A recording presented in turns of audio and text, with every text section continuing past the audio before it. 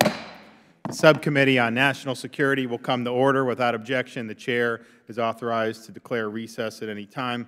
Appreciate the members accommodating the 10:30 start, which is supposed to follow a tax reform unveil, but I would note for the record that the mysterious tax reform bill is still not unveiled to us, so we're waiting breathlessly for that. I would like to ask, I note the presence of our colleague, Mr. Issa from California, and I ask unanimous consent that Mr. Issa be allowed to fully participate in today's hearing.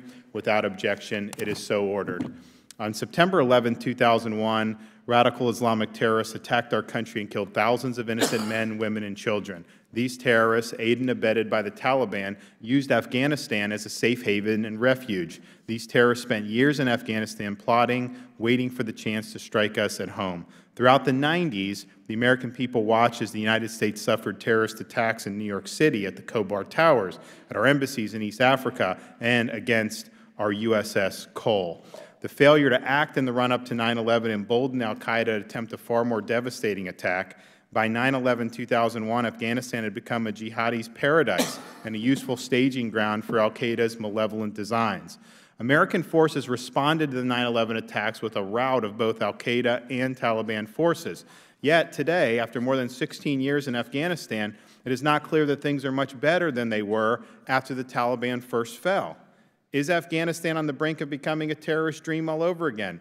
Are we making the same mistakes over and over again? Should we be just done with this entire godforsaken place? Or should we be concerned that ISIS now has a dangerous affiliate, ISIS-K, in Afghanistan that aspires to reach out and strike the U.S. homeland? How do we get this right? Or can we? We're here today to explore whether or not the United States has adapted to the hard lessons we have learned in this long war. We're also holding this hearing today to follow up on a number of projects this committee has investigated over the past several years. It's important to keep a spotlight on these projects and to make sure that our tax dollars are spent effectively and efficiently. And having served on active duty in Iraq, I want to make sure we get this right and ensure Afghanistan does not descend into chaos.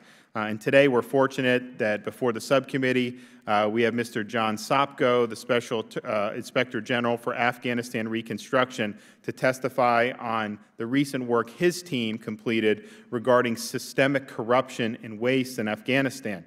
He's done outstanding work to ensure our taxpayer dollars are well spent. Mr. Sopko will also speak on the recent report about AWOL Afghan soldiers here in the United States. 39 of the 152 Afghans who went AWOL ended up being granted legal status. 27 were arrested or removed, and 13 are still unaccounted for as of today. These figures are deeply troubling, and I'm interested to hear how this happened. I got a chance to sit down with Mr. Sopko last week, and I can tell you that he's a dedicated public servant who has fought corruption and waste for decades. We value your time and appreciate all you have done to help us in this endeavor. So I'd like to thank him for coming and look forward to hearing his testimony. And with that, I will yield to the ranking member, the gentleman from Massachusetts, Mr. Lynch, for 5 minutes. Thank you very much, Mr. Chairman, and thank you to our witnesses for helping the committee with its work. Mr. Chairman, this is an extremely timely hearing on our ongoing military involvement in Afghanistan. I also want to thank Special Inspector General Sopko for Afghan Reconstruction for appearing before us today to help this committee carry out its oversight mandate. The title of this hearing rightly notes that the U.S. has been at war in Afghanistan for over 16 years. This war has spanned a generation at a cost of about $714 billion, between $714 billion and $2 trillion in taxpayer dollars, and over 2,400 U.S. casualties. While our mission has narrowed to focus on train, advise, and assist of the Afghan National Defense and Security Forces and our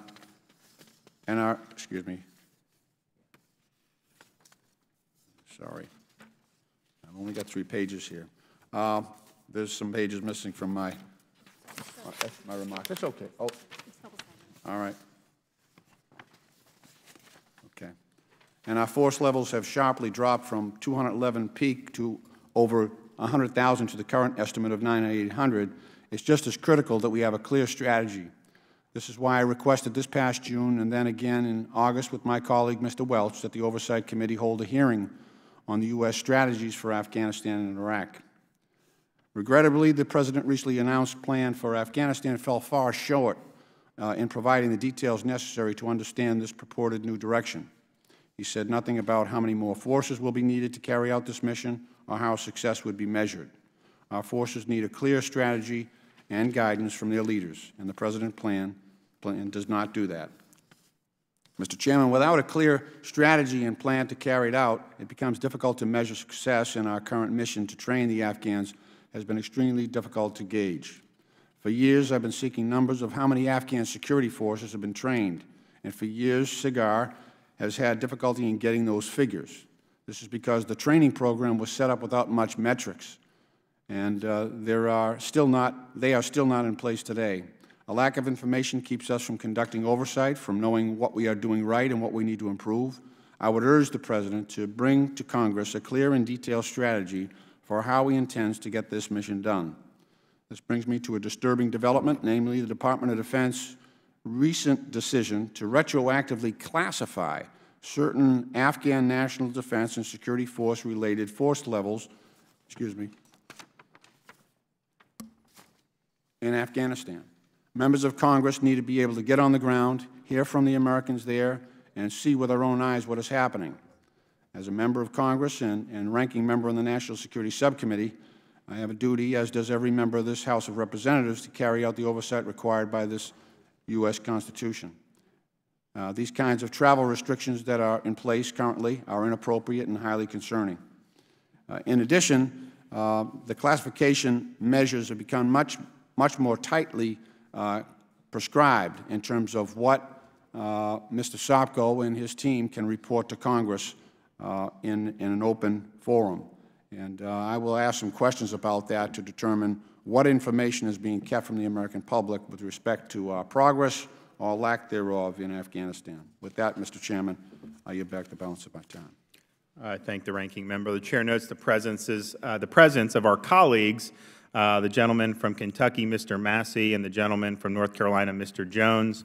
I ask unanimous consent that they both be allowed to fully participate in today's hearings, although I will be very lenient in accepting any objections to Mr. Massey's attendance, but without objection, it'll be so ordered. I'm pleased to introduce our witnesses, the Honorable John Sopko, Special Inspector General for Afghanistan Reconstruction. He's accompanied by Mr. James Cunningham, Senior Analyst for the Special Inspector General for Afghanistan Reconstruction. Welcome. Pursuant to committee rules, all witnesses will be sworn in before they testify, so if you guys can please rise and raise your right hand. Do you solemnly swear the testimony you're about to give is the truth, the whole truth, and nothing but the truth, so help you God?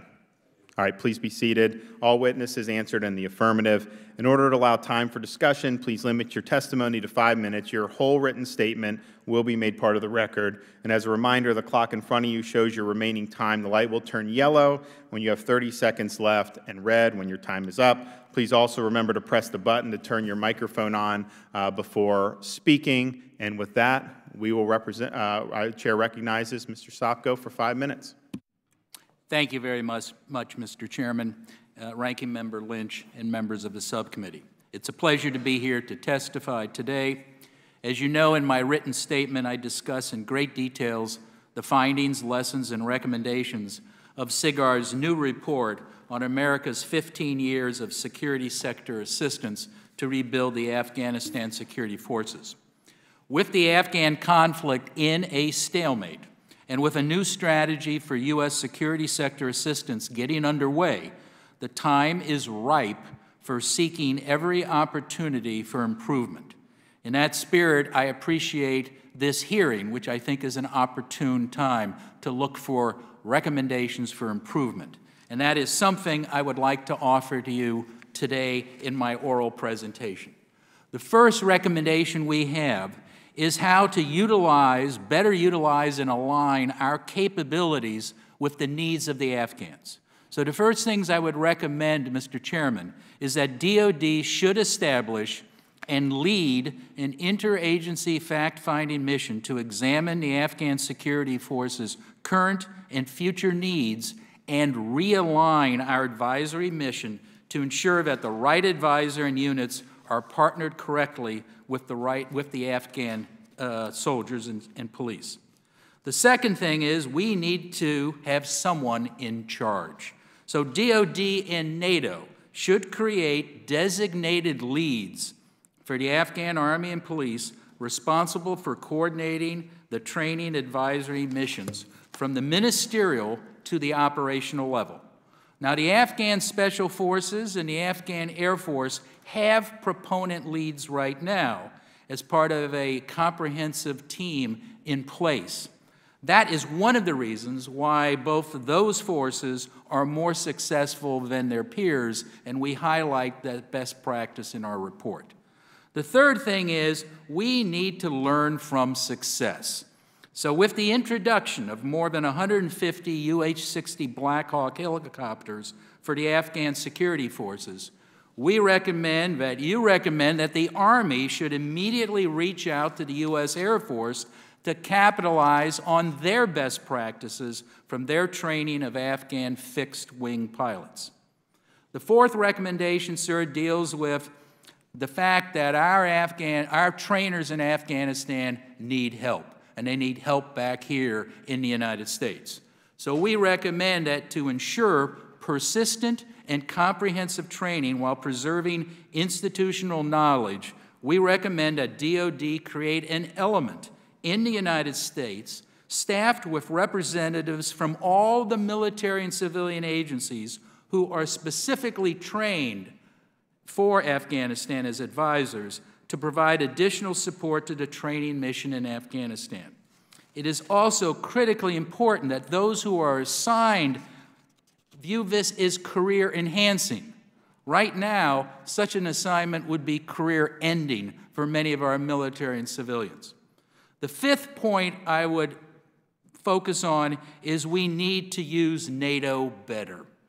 To optimize NATO's participation in Afghanistan, we recommend that DOD and NATO should thoroughly analyze Afghanistan's current advisory needs and each NATO country's capabilities as well as their limitations. We also need to better understand NATO's decision-making process and better synchronize our policymaking with NATO's force generation schedules. The sixth point I would like to make is we cannot forget the important role that state, USAID, the Department of Justice, and other U.S. government civilian agencies play in our fight in Afghanistan. To ensure an effective whole-of-government approach in Afghanistan, we must support not only our U.S. military, but also the civilian agencies, such as state aid and justice, in their missions, which are highly critical for accomplishing our national security objectives there. The administration and Congress should ensure the civilian agencies have the resources they need to make important contributions to this mission. Lastly, those civilian agencies need to get out of the embassy. In order to support the civilian agencies' ability to conduct their important work in Afghanistan, Congress should encourage DOD and state to immediately finalize an agreement that permits civilian agencies, including SIGAR, to travel outside the Kabul embassy under U.S. military protection, without second-guessing the U.S. military's well-established capacity for providing adequate security. Failure to increase freedom of movement for civilian personnel will hobble a whole-of-government approach to reconstruction and oversight, thus putting the entire mission at an unnecessary disadvantage. In conclusion, I would urge you that every minute the U.S. military has to fill in for a missing civilian agency is 1 minute that the military is not allowed to do their job. Thank you very much. Thank you, Mr. Sopko. The Chair now recognizes himself for 5 minutes. Mr. Sopko, how long have you been SIGAR? It's going on 6 years. So how has Afghanistan improved and/or how has Afghanistan worsened in your time as being the Inspector General for Afghanistan? It's mixed, Mr. Chairman. The security situation has deteriorated dramatically over those 6 years. On the other hand, we've had some positive results. I think in particular, the Afghan military, despite the loss of more casualties, is actually doing a better job. But they're up against a very serious opponents. So it's a mixed. I think the problem now is with the new strategy, we really don't know what state and aid are supposed to do as part of that strategy. So we're still observing and hoping we can get a better idea on the new strategy going forward. Now, you recently returned from Afghanistan. You got to meet, I think, as you alluded to, a lot of the folks on the ground. You know, just the average American were to come up to you and say, you know, what is going on in Afghanistan? What's the elevator speech you'd give them? It's a stalemate. And the big question is it a stalemate going down or is it a stalemate going up? And I don't have a good answer for that, sir. SIGAR's Security Assistance Lessons Learned report is very extensive. What would you say the bottom line of that report is? The bottom line is the U.S. government was ill-prepared to conduct a security sector mission. They didn't understand the size and scope of what they were facing. Our normal security sector assistance is to a developed country. We're helping, let's say, the Turks with a new weapon system. We're helping the Koreans with a new personnel system. This was designing and building an entire military, an entire police force. The other problem is we were totally misaligned in our capabilities with their needs. Disorganized, did not fully understand and utilize NATO for the things that they could provide. And we have detailed a number of problems with giving too complicated systems, having military officers in the U.S. trying to teach police, having Air Force pilots teaching police, having people who know nothing about personnel systems teaching ministries on how to develop personnel systems. So that was the big problem that we found. Those are the findings and lessons of the report. So I think that you were able to brief this report to the administration during their Afghanistan strategy review. So does the new strategy announced by the administration reflect any of your recommendations? Yes, it does. I can't say we can take credit for that, but at least they agree with many of our recommendations. I think one of our recommendations is for train, advise, assist to work. You have to drive it down below the core level. So you have to get down to the Kandak or below, and that's one of the provisions. There are a number of other provisions, and I think Mr. Cunningham maybe can give you more details. He participated in all the briefings, if it's okay, sir. Yeah, sure. Yes, sir. So we participated in that failure analysis with the Chairman of Joint Staff, General Dumford, and one of the big things we talked about was the realignment of our advisory capabilities to the Afghan needs in the military and police. The current units that are going out were already in pre-deployment training prior to the release of our failure analysis, and what we were told is that the new units will have the proper training going forward. We just have not yet seen that put into practice. So cautiously optimistic, but we do know our recommendations did go forward to both the Secretary of Defense and to the White House. Great. Mr. Sopko, how will we know if DOD and state have acted on your recommendations, and what outcomes can we expect to see on the ground if they follow them? I guess the issue is we have things being identified, but, I mean, do I have to hold another hearing? I mean, are we going to get a sense in the Congress in relatively short order that some of these changes are being made, particularly with the State Department, because I think there's been a lot of frustration with how they've handled some of this stuff? I think there are some low-hanging fruit that you can pluck right now, and I think and I hope the administration will pluck those and to, to draw that analogy, press them into some good policies. And I think I've touched on 5 or 6 of them. We can go into more detail on those. There's a number of things that can be done right away. short-term turnaround. And, you know, the simplest is have the Army pick up the phone and call the Air Force on the lessons learned, the best practices from training A-29 pilots. It was fantastic. But as far as we know, the Army hasn't even picked up the phone yet. And I think things like that are just silly. You know, this stovepiping is going to be our death, and that's one of the things. And I'm happy to provide and discuss, and I know Mr. Cunningham, who wrote the report, we can give you more of those examples of these are fast turnaround things that you should be seeing the administration do immediately. Great. My time is up. I recognize the ranking member, Mr. Lynch, for 5 minutes. Thank you, Mr. Chairman. And again, Mr. Chairman, I want to give you great credit for holding this hearing and drilling down on this issue. I really do appreciate it.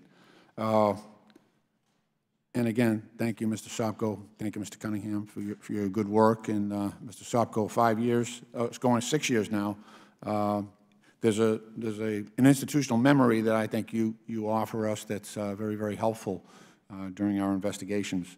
I want to talk about the limitations on your travel. I know that, so I've been to Afghanistan maybe a dozen times. I know that Mr. Russell, Mr. Issa, and others here have been frequent flyers to Afghanistan and Pakistan on the other side of the border.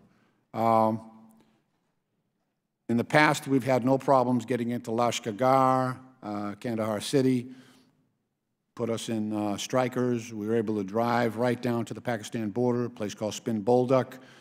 So we've had wide access to, in our past oversight investigations in Afghanistan. But of course, at that time, we had 100,000 troops or thereabouts. And so the assets were plentiful, and we had great cooperation from General Dunford, and other generals who were, going back to General Petraeus. What's the situation there now in terms of your own travel? Ranking Member Lynch, our travel has been restricted. Some of this is because of the point you make. We no longer have 120,000 coalition forces. Part of it is also because of the problem with insider attacks. And something I think even General Dunford recently spoke about publicly about. This is a serious problem. And I know President Ghani has tried to do something about that. My concern, and I will say this, you're a high visibility target, sir, when you travel. When the chairman travels, even somebody as lowly as I am a high visibility target. So you can't use the restrictions on your travel the same for the average diplomat or SIGAR employee. But even with them, there has been a growing reluctance by the State Department to let the people go outside of the embassy, even to the green zone. And I think the classic, I'll cite you 2 examples, sir, and I don't want to take too much of your time, but one was the U.S. military wanted me to see an Afghan base and to see how they were protecting the taxpayers' dollars by setting up a system to protect fuel. I was to walk 100 feet with my staff with a U.S. military assigned protection detail that goes over multiple times a day, and the ambassador refused to let us go. Even though General Kaiser and General Nicholson wanted us to see that. That is the problem. Okay. I get the, I get the sense of that. To tell you what, I'm sure that this committee will be having CODELs over to Afghanistan fairly soon. And if you could just, not now, but make a list of sites that you need to get out to.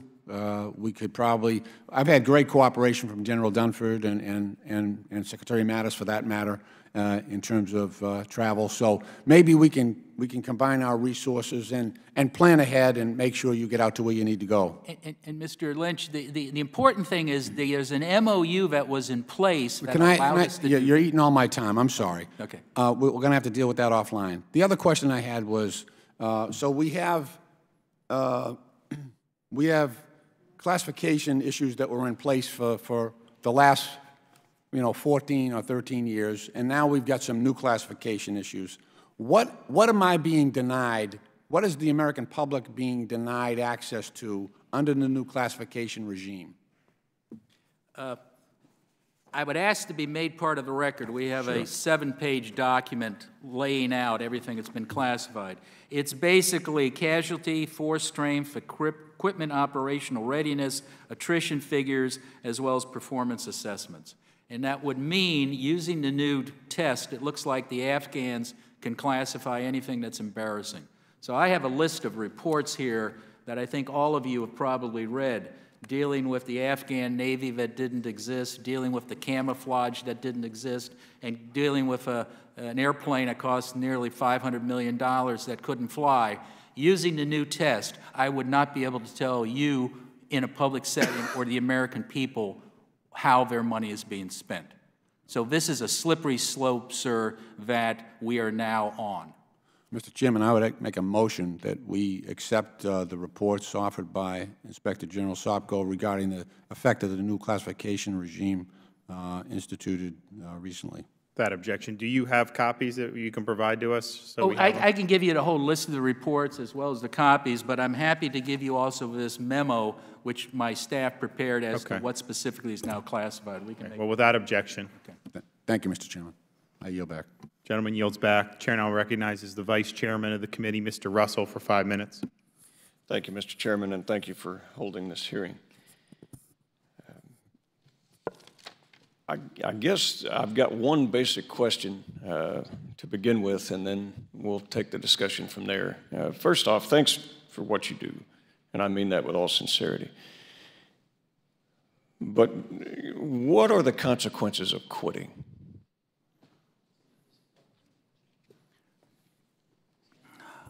That's hard for me to describe. The consequences for quitting in Afghanistan? Sure. The administration's statement is that if we do, the country will turn into a terrorist haven. Okay, and I agree with that assessment. And I think that that ought to frame really everything, Mr. Chairman, that this hearing focuses on. Because it'll be very easy to talk about time, money, many other things, and we'll hear from many members of that. But I'm the only member of Congress in this hearing that actually served in Afghanistan. And what I would take exception to is the notion that the design of the military was not thought through. I'd be happy to talk with you offline about how it was designed, how the Soviet forces made a complete disaster of it, where they weren't able to retain soldiers, they weren't able to train them technically, which you've pointed out in your hearing today, that we've actually had great success with that, with special forces, with Black Hawk pilots, with a number of other things. There is a multitude of problems in the country, corruption being first and foremost, and everyone on this committee would agree that we need to try to curtail that. But I, sir, remember when large portions of the country were not even occupied by any central government. How many warlords occupy Afghanistan today?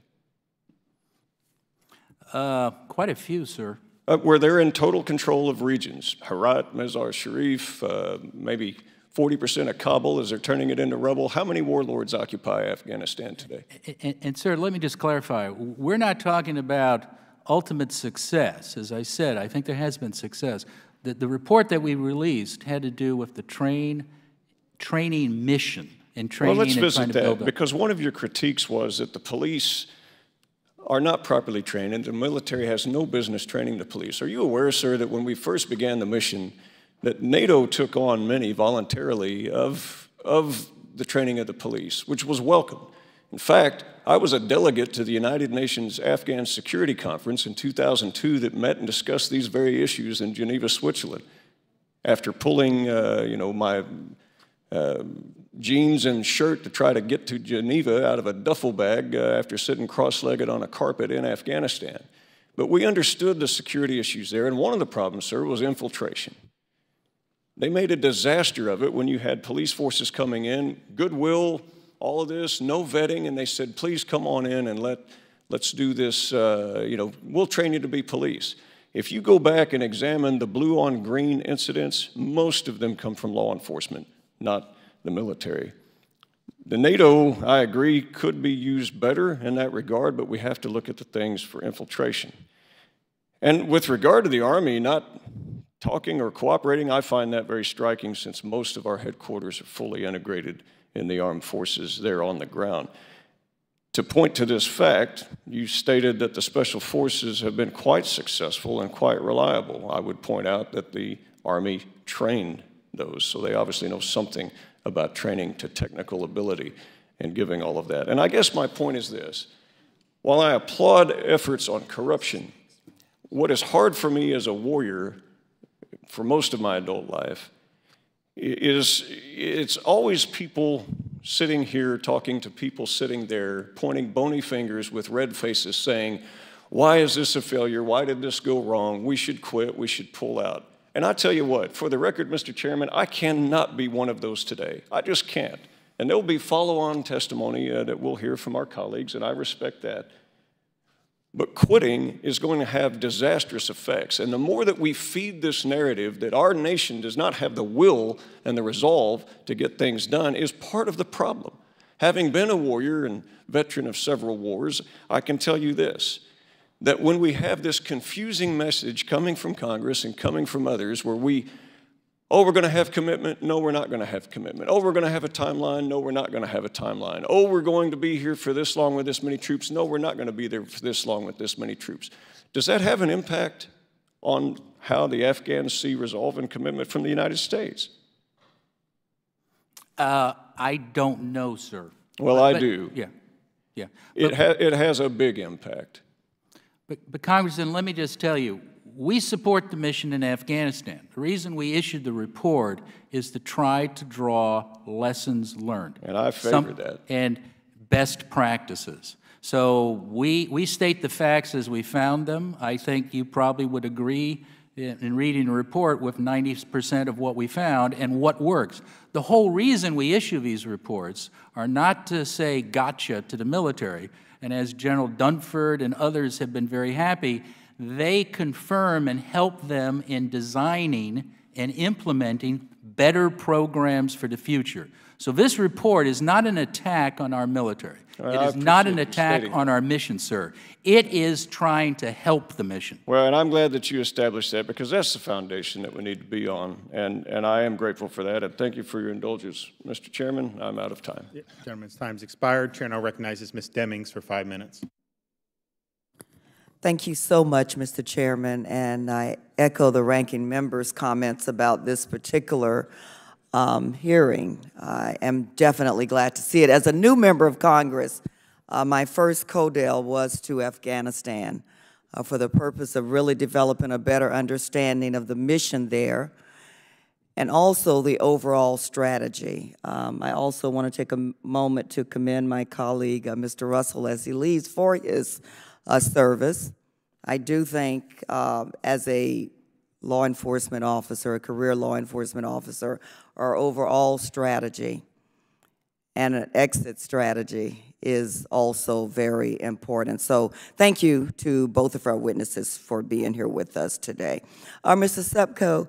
Sopko, you said in the quarterly report to Congress from CIGAR Notes that the military's retroactive classification of important information about the Afghan defense, national defense and security forces will, quote, hinder your work. I know my colleague, Mr. Lynch, spoke somewhat about the classification system, the retroactive classification system. Do you believe, and I think you answered in the affirmative of this, but do you believe that the American public should continue to have access to at least basic data on the Afghan national security forces? Yes, I do, since they're paying for it. Earlier this week, the New York Times reported that Navy Captain Tom Breschbach defended the decision to classify the information, saying that it was done at the Afghan government's request. Do you think that it is an appropriate justification for DOD to classify previously unclassified information based on a request from the Afghan government? Why or why not? I do not, because I believe in transparency, and I think the loss of transparency is bad not only for us, but it's also bad for the Afghan people. You know, truth, the Bible says that truth will set you free. I think somebody else said, but it'll be uncomfortable in the beginning. And that's what I told President Ghani. Your people want to know the truth. And ironically, the stuff that was classified, you know, the Taliban know this. They know who was killed. They know all about that. The Afghans know about it. The U.S. military knows about it.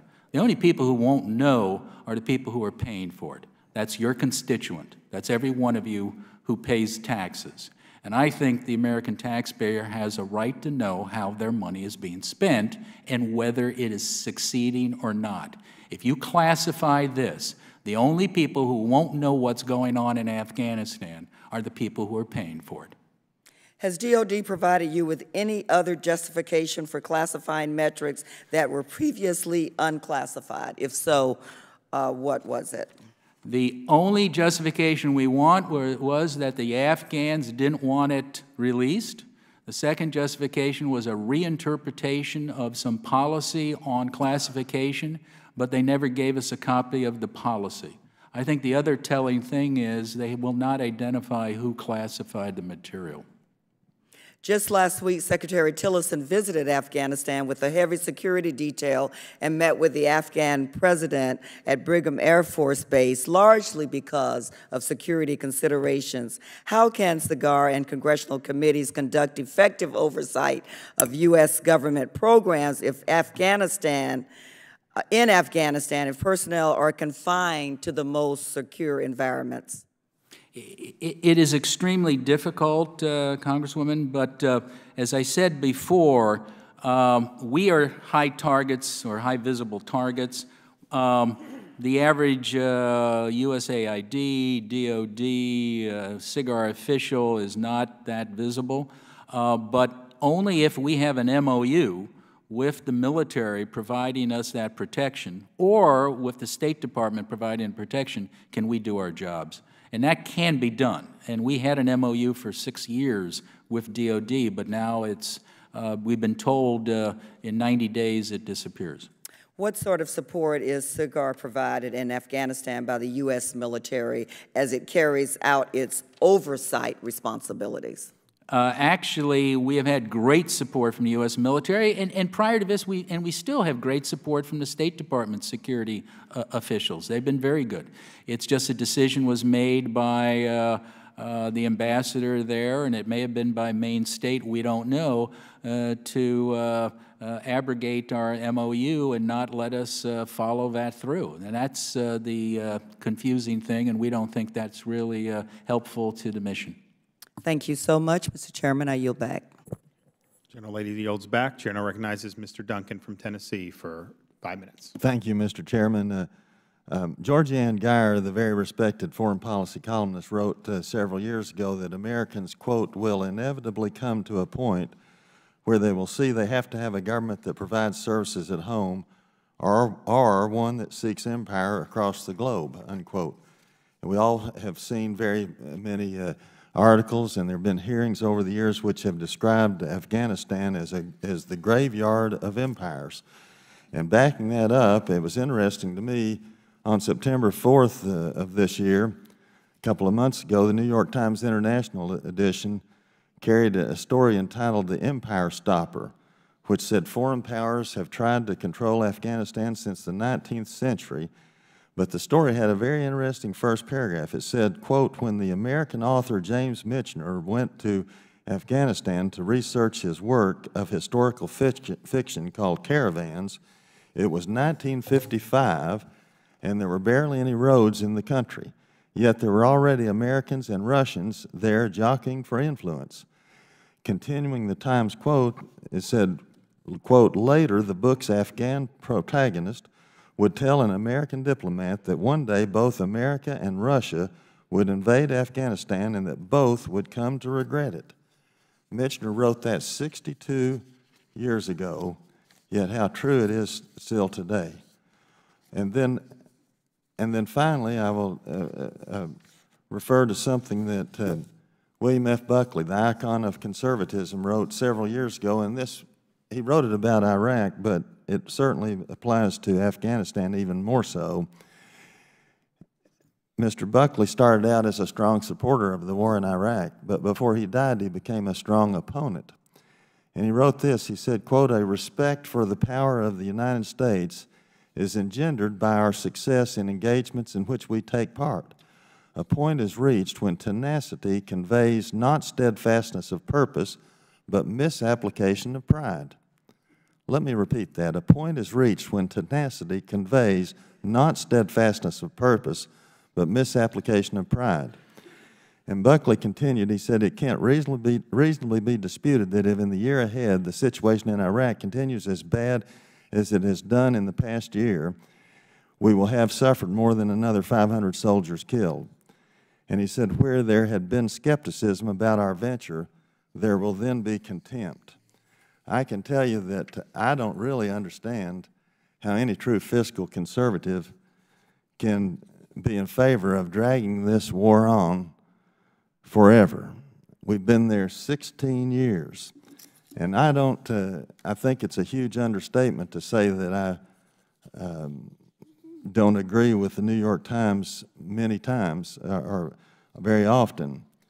But the New York Times editorial board on October 22nd, just a few days ago, published an editorial entitled "America's Forever Wars," pointing out that the U.S., quote, "has been at war continually since the attacks of 9/11 and now has troops in at least 172 countries. The board wrote that so far the American people have, quote, "seemed to accept all this militarism, but, quote, it's a very real question whether in addition to endorsing these commitments, which have cost trillions of dollars and many lives over 16 years, they will embrace new entanglements." And it said the Times added that the Congress has spent little time considering such issues in a comprehensive way or debating why all these deployments are needed. So I do appreciate the chairman being willing to have this hearing, but it's very sad that we have allowed all these trillions of dollars to have been spent and all of these lives that have been lost needlessly.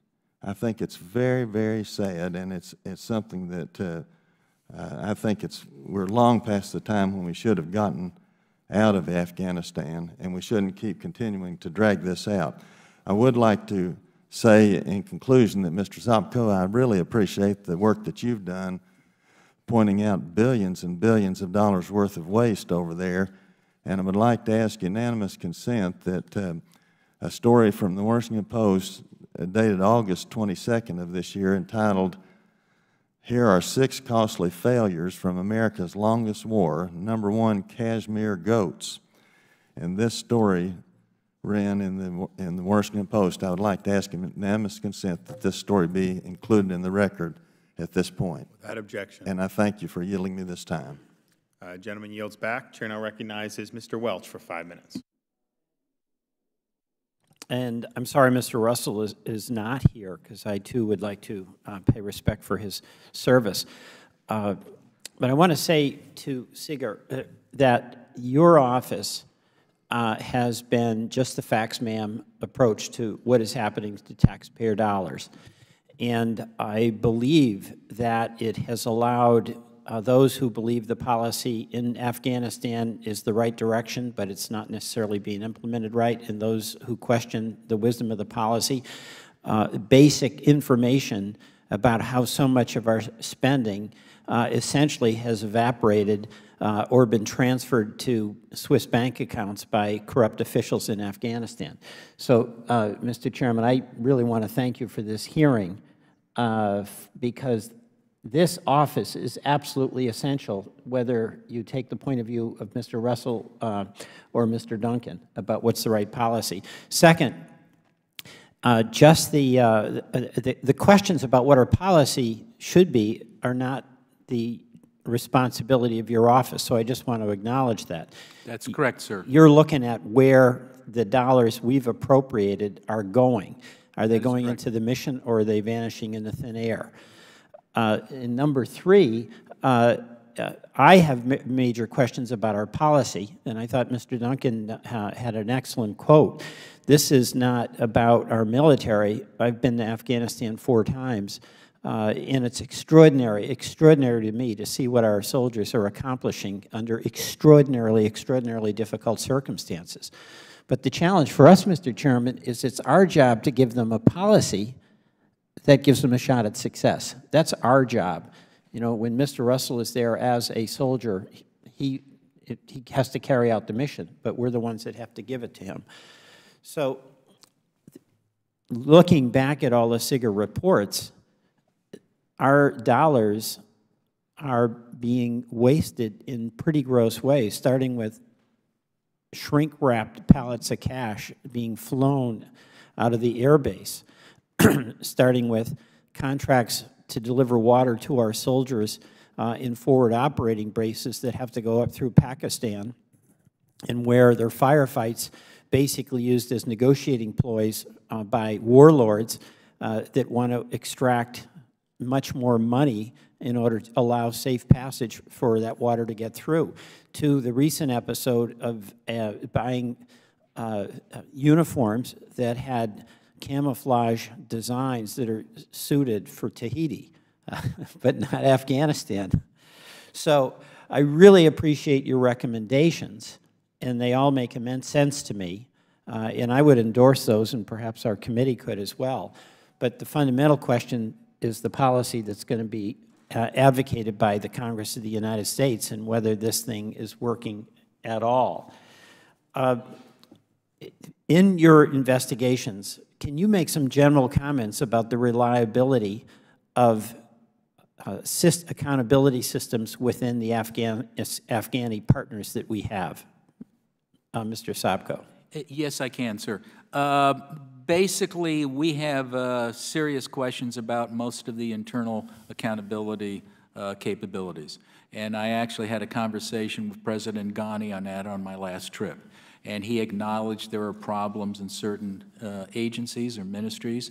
And we actually came to an agreement, and he promised to issue a presidential decree giving us access to the internal books and records and individuals of all the ministries, so we can do an in-depth analysis of their internal controls. Let me ask one question on that. The last trip I took to Afghanistan, we had some of our Justice Department folks who were there, and they were teaching Afghan government officials about how to detect corruption, and they had to stop that program because they were teaching people about how to detect corruption, who became the people who then implemented corruption.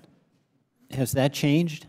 That is still a serious threat, and that's why there was an attempt to set up a vetted anti-corruption unit of the Afghan police, their prosecutors and judges, and we are looking into that.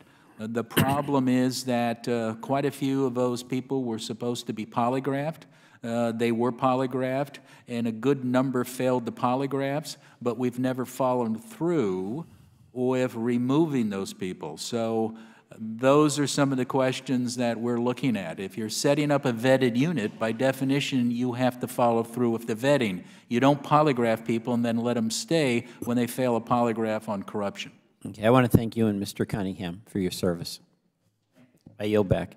Gentleman yields back. Chair now recognizes the gentleman from California, Mr. Issa, for 5 minutes. Thank you, Mr. Chairman. Good to see you again. I have the greatest respect for our Inspector Generals, but particularly those who operate in a combat zone, as you have for so many years.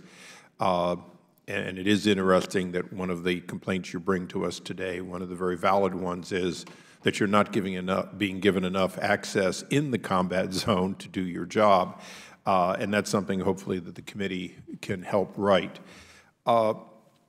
Every Friday night for most of the year on HBO, Bill Maher, a very controversial figure, has his show, and he always has a section called New Rules. And New Rules always sort of mocks, if you will, some of the most egregious things. But let me just go through New Rules for a moment. New Rules. Should the United States government have an absolute policy of not paying bribes or other corrupt things in order to get border crossings, including obviously the delivery of water that was just mentioned. Should that be something we will not do, period? I agree with that. Okay, but we are doing it. We continue to do it in country after country. Isn't that true? Well, sir, I only look at Afghanistan. That is a problem, that bribes are being paid, but we try to look into that if we can and stop it. I know you do, but you know, when I talk about new rules, this is new rules for the Trump administration. This problem didn't begin with this administration or even the last administration. Absolutely. So one of the new rules should be that the convoys turn around, they report to us, and we deal with either Pakistan or Afghanistan and tell them that one of the conditions of our forces doing what we do for them is, in fact, that we don't pay bribes. We don't do it on the Foreign Corruption Act. We shouldn't have our vendors doing it in order to get their convoys to our troops. That's a fair statement under what should be a new rule, if you will. I think the U.S. military is trying to enforce that rule right now. In the last, under the current regime and there, as well as the prior one, I think they've been trying to do that as much as they can, using conditionality. Yeah. Now, you've transcended two presidential administrations, the end of the last one and now this one. That's correct. And it's fair to say this one is less corrupt, at least at the top, than the last one, right? Absolutely correct. So, second new rule, we should not support a president, whether elected or not, that is putting hundreds of millions or billions of dollars into his and his family's pockets and tolerate the way we did under the last administration. Fair? That's music to my ears, sir. So okay, I'm going through my lessons learned, because the argument of today is only really germane if it's the argument of the last 16 years, and we don't seem to have learned. The last one, which I think is one for this committee, we are nation building in dozens of nations, including many of them in Africa, every day. To be candid, the Peace Corps, all the way back with John F. Kennedy, was part of, if you will, shedding to a people what we know that is part of building a nation from the bottom up.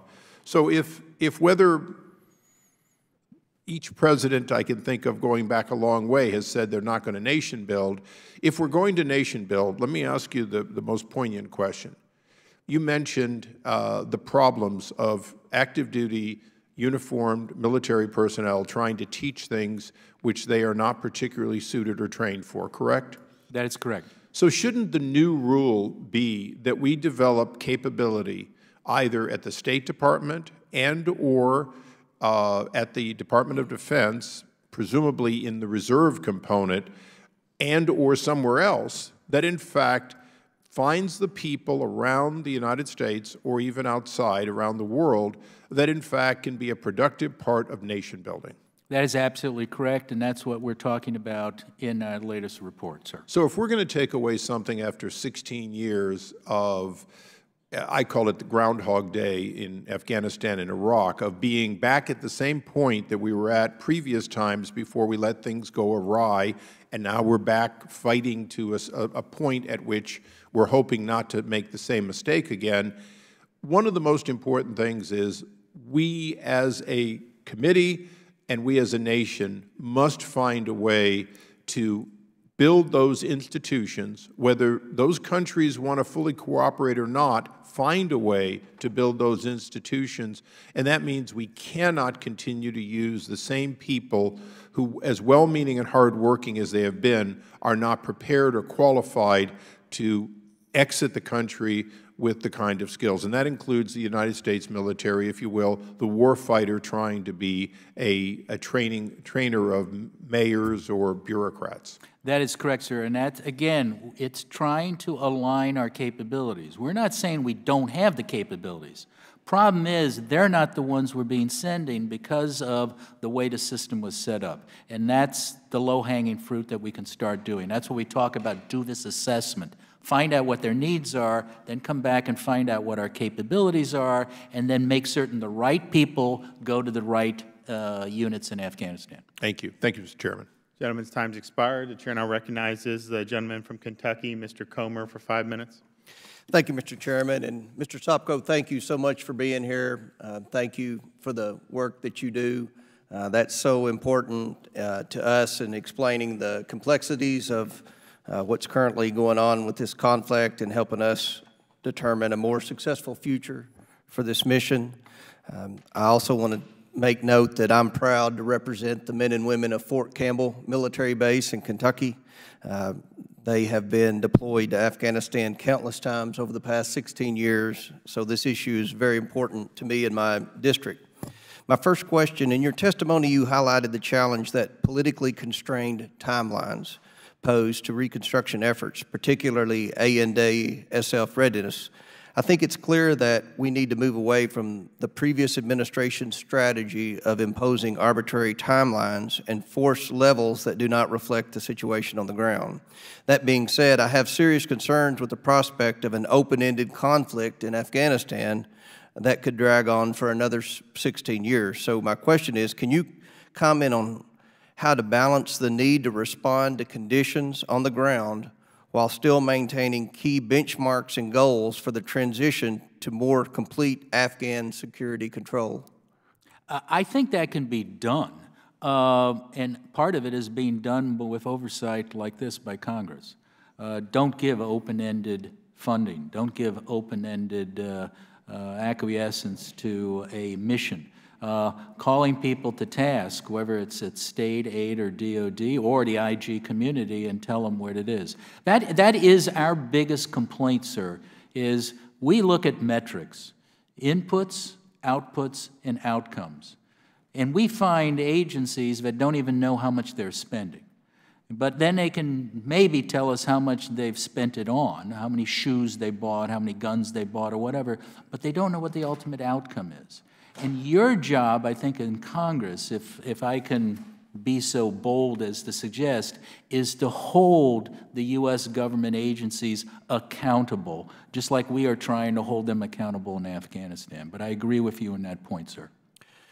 Next question. In your testimony, you also noted that U.S. security sector assistance channels in Afghanistan have been meandering and clogged until recently. Do you believe the Trump administration's new strategy is helping to remedy some of these issues, and what recommendations from your report do you think are most important to help improve our train, advise, and assist mission? Congressman, can I defer to my colleague, Mr. Absolutely. Cunningham, who's done most of the briefings and actually helped write most of this report? Absolutely. So we have seen the new administration under General Dunford and General Mattis and Secretary of Defense Mattis actually embrace a lot of the lessons learned and key findings from our report. As I said, during the failure analysis, we were able to implement a lot of the recommendations in our report into that discussion. The problem is some of those recommendations are not being implemented today, but the next units going out is where we may see some change. One of the biggest problems we have is we don't have a deployable police capability that can operate in a non-permissive environment to develop an Afghan National Police Force. The Department of Defense does not have an institutionalized capability, and the civilian agencies cannot operate in non-permissive environments or high-threat environments. And so we miss that capability, and that's something that needs to be discussed. The other issue we've noticed is that at the ministerial level, a lot of the advisors are uniformed military personnel who do not receive the pre-deployment training that the civilian advisors receive. The Minister of Defense Advisor Program run by the Department of Defense excludes uniformed military personnel, even though they are conducting the mission at the top. So yes, I do think that there can be small steps done to realign the mission, and I know they are under discussion. We just have not seen necessarily whether or not they're being implemented today. Great. My last question. Your recent report found that 152 Afghans went AWOL after traveling to the U.S. for training between 2005 and 2017. First, my question, can you explain why these soldiers are traveling to the United States in the first place? Don't we have training programs in Afghanistan? Sir, the decision was made that they should be trained here. There's some training that you can only do here in the United States. So I mean, that's just the way it is. I mean, I can't really tell you specifically why certain of them were done here. Maybe some can be done back more in Afghanistan, but I think our capabilities were here. Has the government done anything to reduce these risks in the future? Well, yes and no. Department of Homeland Security was very receptive. The State Department refused to even consider one of our simple considerations, and that is maybe they should personally interview everyone who gets a visa on this program, and they just brushed that aside. That's actually something you could help us with. I think it's just ridiculous. They interview everybody else who gets a visa that comes to the United States. Now, we've identified there's a problem with Afghan military coming here. Over half of the AWOLs, people going AWOL in the United States, are Afghans. So obviously you got a problem here. The State Department just brushed it aside and said, we see no reason to interview him. Well, if it's good enough to interview him for other visas, why not interview him for this? Thank you, Mr. Chairman. Gentleman's time's expired. The chair now recognizes the gentleman from Georgia, Mr. Heiss, for 5 minutes. Thank you, Mr. Chairman. I think this is an extremely important issue here that we're talking about with the numbers, the high numbers going AWOL. Why are there so many Afghans that go AWOL? What is the deal here? You know, we weren't able to interview all of them because some of them have disappeared. But we tried to interview as many Afghans as we could, and also talk to people back in Afghanistan and talk to other people. The reasons are mixed. Some of it is they're afraid to go back. It's a war-torn country, so stay here in the United States. Others are, they were upset when they found out that to go back to their units, they would have to pay bribes to get their jobs back, and they refused to do it. Others, I think it's just the fact that they're here, and it's a good chance to stay if they could, and they claimed asylum. Is there any national security threat? Because you didn't mention that. I'm certain there is a national security threat. Particularly, we got some people who've just totally disappeared, and we don't know where they are. And the State Department hasn't been very helpful to the Department of Homeland Security in tracking them down. Why have they not been responsive to help track these individuals down? I think you have to ask the State Department that. That's the question. Okay, are there specific individuals we need to ask on this? Have you seen obstruction? Have there been individuals at State standing in the way of getting answers? No, I can't say that. I mean, it's the bureaucracy. Oh, well, someone's running the bureaucracy. And I think the potential, as you mentioned, we don't know who these people are. We don't know where they are. There's a certain number that are gone. We need to get a handle on this. Where at State Department is the bottleneck? We'll be happy to brief you and give you information on where the bottleneck is, sir. Okay, I would like that. How much money has been spent, do you know, on training these Afghans here in the U.S.? I don't know offhand. Let me ask my staff. We don't have that number, sir, but we're happy to get it back. Could you get that number for me? Absolutely. All right, I would appreciate that. Is there, now, you alluded to a few moments ago that it's just kind of the way it is, but is there a better way to train these individuals than to bring them back here to the United States? Wouldn't it potentially save a lot of taxpayer money if we were able to train them there in their homeland? Well, Congressman, it probably would save money, but sometimes they have to do it here. And I would actually cite one of the places where they do the training, and they've had few people skip town or go AWOL, is right in your hometown. It's at in the Air Force Base Moody, right, where the best place to train those pilots is in Moody, and this is one of the success stories we highlight. And it's interesting in that area, and I think it would be worthwhile to talk to the Air Force in Moody about why they're so successful in training those pilots and mechanics, and they go back. So that is one of the success stories. And I think there they have to do the training there. And that's, right, again, and I would agree, and story. I've been there, and I've seen what you're talking about, and it is a success story. I guess my thoughts are going beyond Moody and some specialized places where it is succeeding, and the overall potential of a national security threat when we're bringing individuals here that we don't know anything really about. They're getting military training. They go AWOL. It sounds as though there is a significant portion of this program that could wisely be done in someplace other than the United States. Would you agree with that? I think it's worth looking into. We do discuss that, but I think a first spot is just requiring in-person interviews for these military trainees by the State Department. And you're saying that's not happening? That's not happening, and that's what the State Department refused to acknowledge as being helpful. All right, and did I hear you correctly moments ago, too, that this does happen with others, but it's not happening with Afghans, is that correct? Yes, and that's what's so perplexing, because for every other type of visa, they do in-person interviews, but they don't do it for these people. So is there a specific policy where these individuals are waived from that particular part of vetting? As far as I know, it's a policy of the State Department, not the policy of the Department. Just for just for Afghans? I can't speak beyond that, sir. Who can give me an answer to that? I'll have the staff who worked on it get back to you, sir. Please do so. Listen, again, I want to join my other colleagues in thanking you for the great work that you do and for your forthright answers here in this hearing. And with that, Mr. Chairman, I yield back. Thank you. Thank you very much. Gentleman yields back. Chair now recognizes Mr. Massey from Kentucky for 5 minutes. Thank you, Mr. Chairman. Mr. Sopko, thank you for your service in this capacity. I also appreciate your matter-of-fact answers. Can you give us the total tab so far for Afghan reconstruction since we've started in roughly 2012?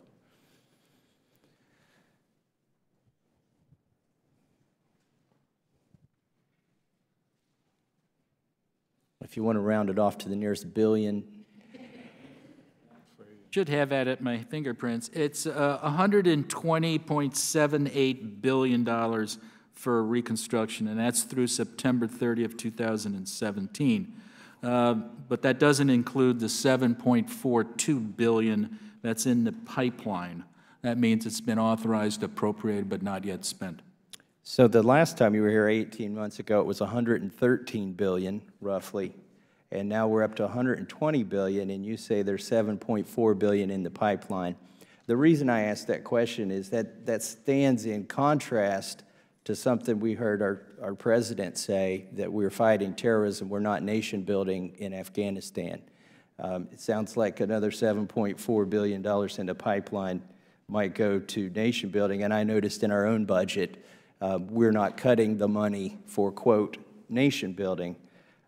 Something else that's a little incongruous that I'd like to get out on the table here is I used to see pictures on the internet of our soldiers standing in poppy fields, and I never reposted those because I thought they might be photoshopped, because I knew we had a war on drugs going on in Afghanistan, that ostensibly we're eradicating poppy fields over there. How much have we spent to date eradicating poppy and in a counter-narcotics effort in total in Afghanistan? We can't break it down to eradication, but altogether in fighting narcotics, it's $8.6 billion with a B. 8.6 billion. That's and correct. I know I asked this question 18 months ago, but I'll ask it again. Has production of narcotics in Afghanistan gone up or down since 2002 when we started spending that money? You know, I don't have the exact going back to 2002. I can tell you from 2015, it's gone up 43%. 43% in 2 years, and we're still spending billions of dollars over there to eradicate poppy. I was at a town hall type meeting this weekend in a factory in my district, and one of the attendees was a Gulf War or a Gulf veteran, and he told me he's been standing in poppy fields and marijuana fields in Afghanistan.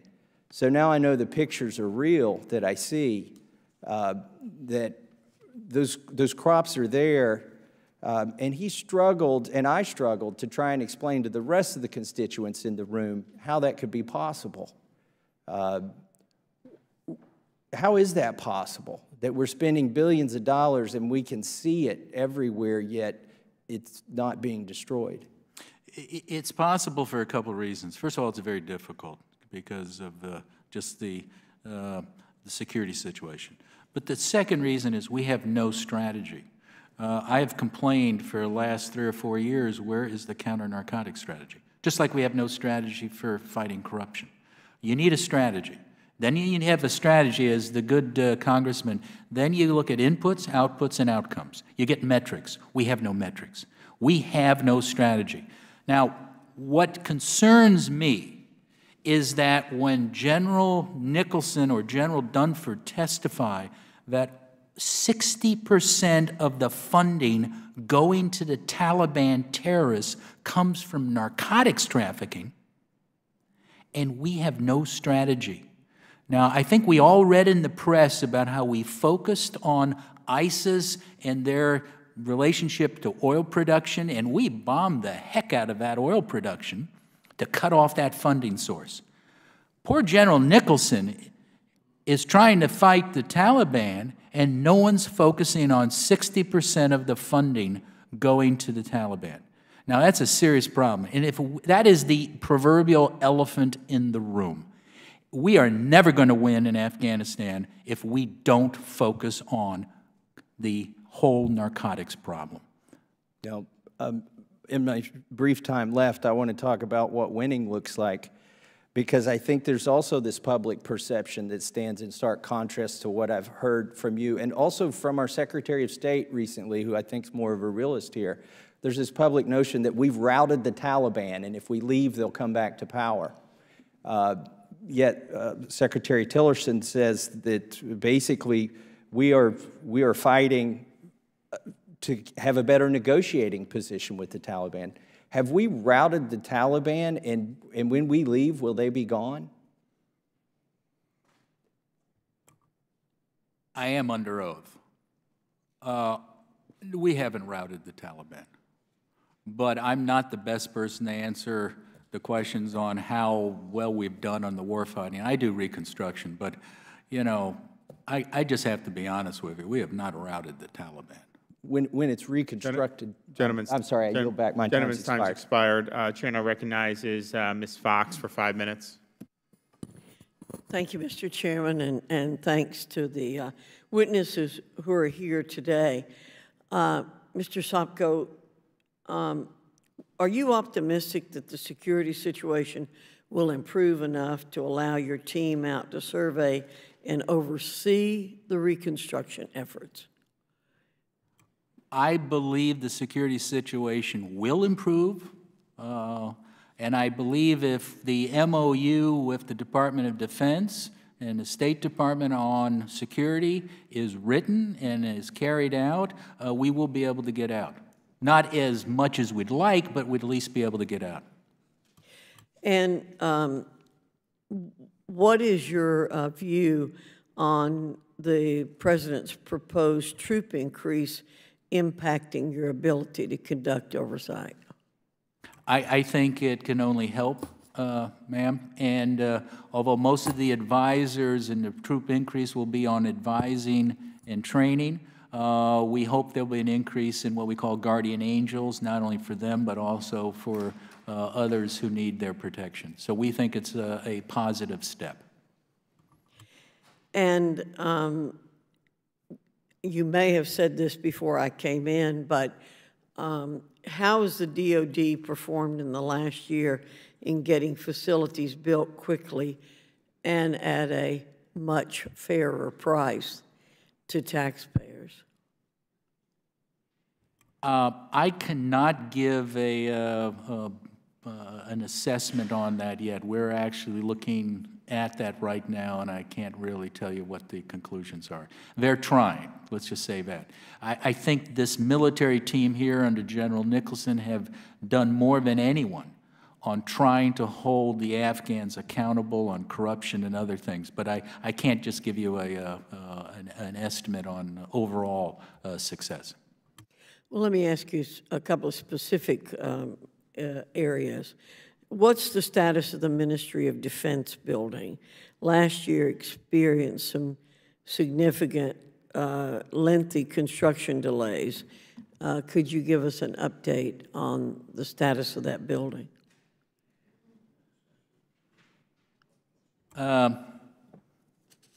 Well, we made 6 inspection visits to that building and identified a number of deficiencies, and they accepted our recommendations, DOD did, and I think they have implemented, in that case, all of our recommendations. Thank you very much. I yield back, Mr. Chairman. Gentlewoman yields back. Chair now recognizes the gentleman from North Carolina, Mr. Jones, for 5 minutes. Mr. Chairman, thank you very much, and I appreciate you holding this hearing. I wrote to President Trump on July the 18th of this year, asking him if he was going to increase the number of troops to please come to Congress first and let us have a debate on the future of Afghanistan, since we all know we've been there 16 years. In that letter I wrote to the President, I know that he had made 30 comments before he became a candidate and while he was a candidate about the waste in Afghanistan. I'm just going to use one of 4 that I put in the letter. In 2013, you tweeted, "Let's get out of Afghanistan. Our troops are being killed by the Afghanis we train, and we waste billions there. Nonsense rebuilding the United States of America." That's just one of 30 comments he made about the waste, fraud, and abuse in Afghanistan. The next sentence that I said, "Mr. President, I agree with those remarks, and so does the 31st Commandant of the Marine Corps, my friend and unofficial advisor, General Chuck Krulak. As he said in a recent email to me, no one has ever conquered Afghanistan, and many have tried. We will join the list of nations that have tried and failed." Mr. Sopko, I've met with you many times, official and unofficial, with other members of Congress. When I listen to what you have shared today and what you shared many times before, and the waste, fraud, and abuse continues to go on. It is a tribal nation. Everyone that's ever been to Afghanistan, from the Russians to Alexander the Great and the British, have never changed one thing in the world.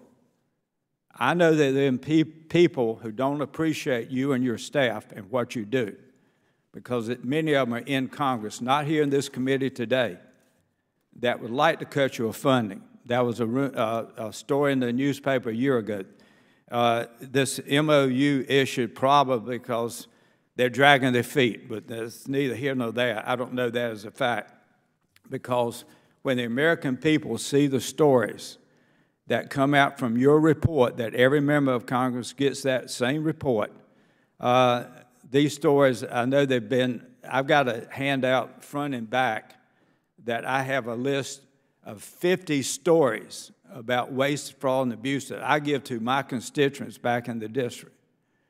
And I guess what I want to try to get to is that at some point in time, someone like yourself, General Nicholson, if he's overseeing Afghanistan, has got to say to the American people, we have spent billions and trillions of dollars to rebuild Afghanistan, and we can't build your bridges and your roads right here in America.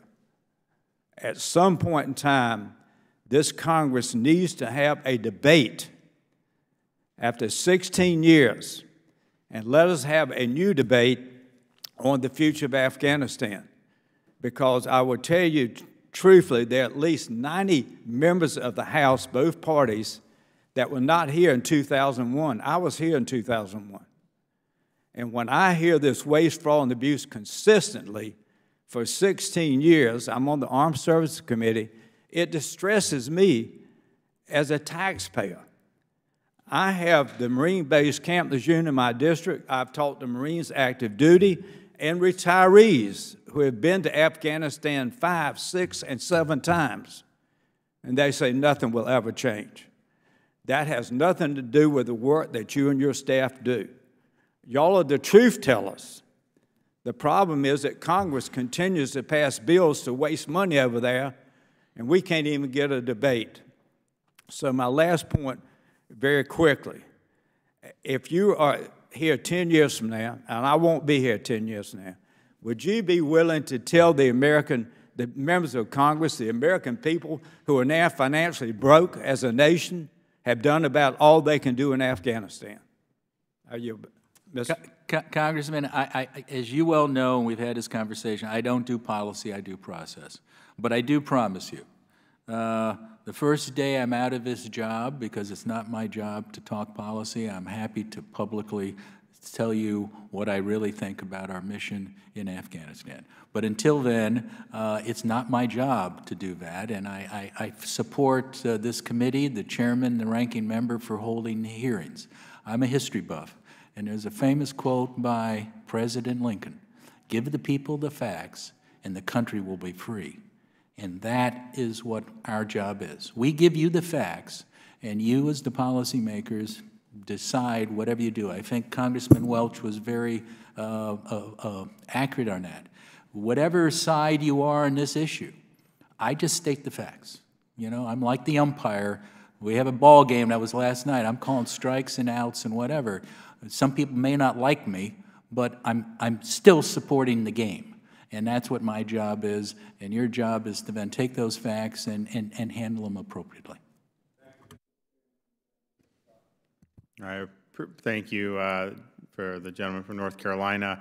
I want to thank the witnesses. I want to thank Mr. Sopko for your service, and I know you've taken trips over there. It's not an easy place to get to or get around, and I think you've given us a lot of really good information, and we thank you for that. And obviously, there's some low-hanging fruit that we want to get to, both on the congressional side, but also hopefully with the Trump administration. So the hearing record will be open for 2 weeks for any member to submit an opening statement or questions for the record. If there is no further business without objection, the subcommittee stands adjourned.